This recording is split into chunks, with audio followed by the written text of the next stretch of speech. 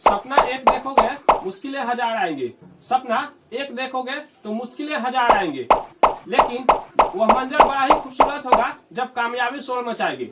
जी हाँ, इन पंक्तियों को सच कर दिखलाई है रानी तालाब थाना क्षेत्र के अंतर्गत खड़गपुरा ग्राम निवासी नुजहत परवीन ने, जिन्होंने बिहार विद्यालय परीक्षा समिति द्वारा जारी मैट्रिक परीक्षा परिणाम 2024 में 90% अंक हासिल कर विक्रम प्रखंड में टॉपर होने का गौरव प्राप्त की है।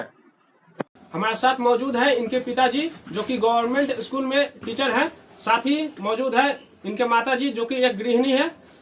सबसे पहले तो सर आपको बहुत बहुत बधाई हो, क्योंकि आपकी बेटी ने मैट्रिक परीक्षा में अव्वल होकर समाज में आपको मिलने वाली प्रतिष्ठा को और बढ़ा दिया। फील हो रहा है आपको? अच्छा लग रहा है। मुझे पूरा भरोसा था कि यह 90% के आसपास मार्क्स लाएगी। इसका जो मेहनत हो रहा था दिन प्रतिदिन उससे मैं वाकिफ हूँ। इसको मैं हमेशा आगे जाने के लिए प्रोत्साहित भी कर रहा था और मेरे साथ साथ ये जहाँ पढ़ रही थी अपने विद्यालय में माध्यमिक उच्च विद्यालय बेनी बिहार, वहाँ के शिक्षक लोग भी आशान्वित थे कि बच्ची 90% तक नंबर लाएगा। हम सभी लोग बहुत खुश हैं। मतलब ये बचपन से ही पढ़ने में बहुत तेज थी? हाँ बिल्कुल बिल्कुल बिल्कुल। तो माता जी से जानते हैं इनके रिजल्ट की खुशी के बारे में। तो आप बताइए कि जब रिजल्ट जारी हुआ था बिहार बोर्ड का, तो सबसे पहले कौन इसका रिजल्ट देखे थे? हम लोग देखे थे। हम और मेरी बेटी थी, मार्केट गए थे कपड़ा खरीदने, तो वहीं पर दुकानदार वाले भैया से बोले कि भैया इसको भी थोड़ा रिजल्ट दिखिए, तो हम सुने कि 448 नंबर आया। 448 अंक है, मतलब सबसे पहले रिजल्ट आप सुने थे? हाँ। तो उस समय बहुत अच्छा फीलिंग हुआ था? हाँ, बहुत खुशी। आपको इंतजार था कि टॉपर से रूबरू होने का? वो अभी हमारे सामने है नुजहत प्रवीण। तो चलिए, सबसे पहले तो आपको इस मुकाम हासिल करने के लिए बहुत बहुत शुभकामनाएं। तो हमारा पहला प्रश्न है कि पहले से आप सीबीएसई बोर्ड में पढ़ते थे या फिर स्टार्टिंग से बिहार बोर्ड में थे? स्टार्टिंग से बिहार बोर्ड। हमारा अगला प्रश्न है, आप अपना रोल कोड और रोल नंबर हमसे साझा कीजिए ताकि हमारे दर्शकों को भी यह पुष्टि हो जाए कि आप वास्तविक में टॉपर हैं।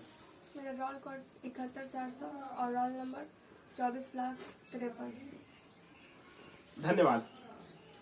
कौन सा अटेम्प्ट था, फर्स्ट या सेकंड? फर्स्ट। सबसे ज्यादा मार्क्स कौन सा सब्जेक्ट में आया है?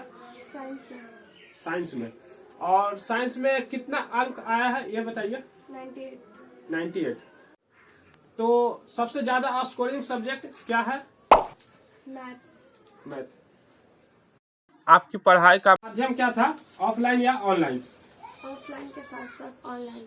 ठीक, मतलब बच्चे ऑनलाइन और ऑफलाइन दोनों पर ध्यान देते हैं। प्रश्न है कि सिलेबस कब खत्म हुआ था आपके कोचिंग में?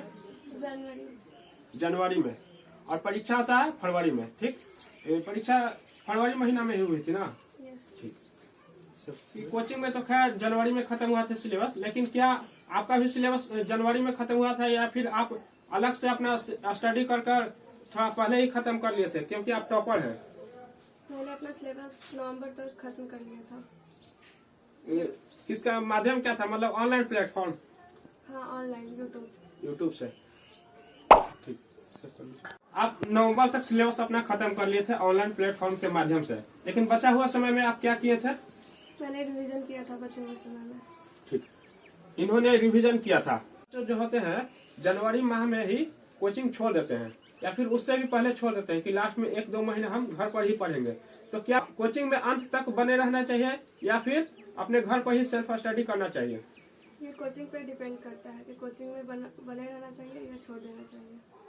वीडियो को अगर 9th क्लास के कोई स्टूडेंट देख रहा होगा या देख रही होगी तो उसके लिए क्या फायदेमंद सुझाव हो सकते हैं, आप हमसे साझा कीजिए। मैथ पर वो ज्यादा ध्यान दे क्योंकि मैथ स्कोरिंग सब्जेक्ट है और मैथ 10th और 9th के सब मतलब कि जो चैप्टर्स है वो मिलते जुलते हैं, बस ट्रिग्नोमेट्री और एपी को छोड़कर।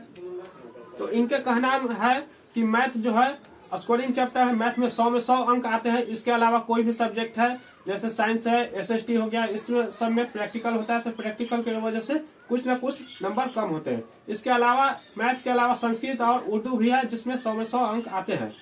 तो इन्होंने बताया कि त्रिकोणमिति और समांतर श्रेणी ये केवल चैप्टर है जो 9th क्लास में नहीं है, बाकी जो 9th क्लास में मैथ में चैप्टर है वही 10th में है। तो आप मैथ पर बहुत अच्छा से फोकस कीजिए। यह प्रश्न है कि यह वीडियो को जो अगले साल के बच्चे देखेंगे तो 2025 बोर्ड परीक्षार्थियों के लिए आप क्या संदेश देना चाहेंगे? सबसे पहले तो मैं कहना चाहूँगी कि पहले हम लोग NCERT को फॉलो करें और उसके बाद अपने बोर्ड के पैटर्न को देखें किस तरह से क्वेश्चन आता है। मैं बिहार बोर्ड से हूँ तो इसमें तो 50% ऑब्जेक्टिव होते हैं, तो मैंने ज़्यादा ऑब्जेक्टिव पर ध्यान दिया था। और जो मतलब अलग अलग बोर्ड्स हैं उनमें अलग अलग पैटर्न होते हैं, तो अपने अपने पैटर्न के अनुसार अपना केयर करें।